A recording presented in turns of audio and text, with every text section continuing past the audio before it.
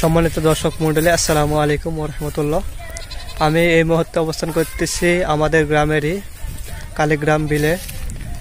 আমি এখানে এসেছি, আপনারা আমার পিছনে যে দেখতে পাচ্ছেন অনেকগুলি তালের গাছ।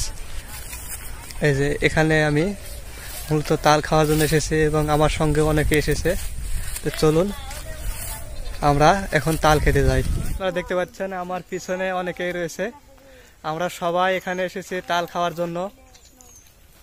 তো আমাদের প্রথম অবস্থায় তাল কাটা ব্যর্থ হয়েছে, পরবর্তীতে আমরা আবার একটা কার্যক্রম করব। এই দেখতে পাচ্ছেন ডিম আমরা আসতে এটি রাস্তায় কুড়িয়ে পেয়েছি।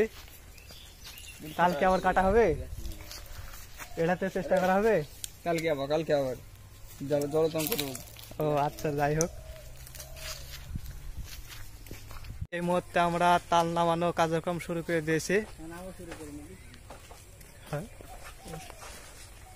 আপনারা দেখতে পাচ্ছেন আমাদের সোহেল রানা তাল নামাচ্ছে গাছ থেকে।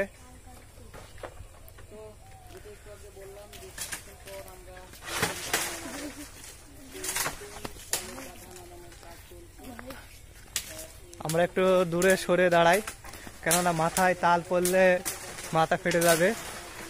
তো দেখতে পাচ্ছেন সোহেল রানা তাল নামাচ্ছে। তো তালের গাছে অনেক পাতা থাকার কারণে তালগুলো দেখা যাচ্ছে না।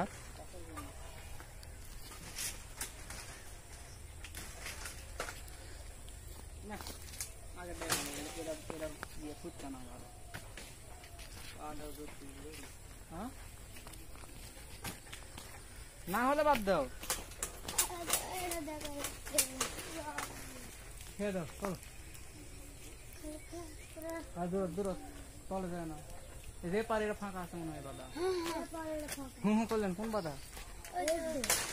তারা হয়তো সহমত ভাই ঠাকুর নেপাল মানে ফাঁকা আছে। হুম হুম হুম হুম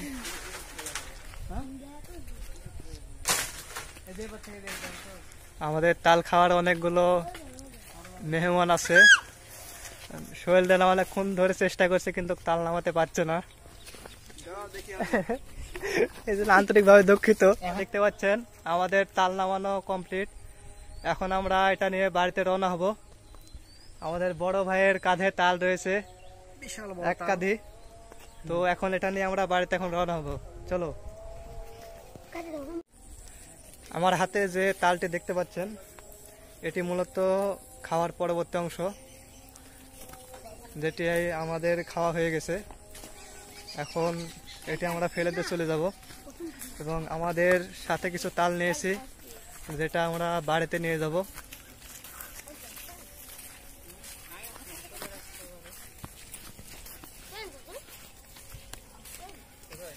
ভিডিওটি যদি আপনাদের ভালো লেগে থাকে তাহলে আমাদের সাপোর্ট দিয়ে অবশ্যই পাশে থাকবেন। ধন্যবাদ।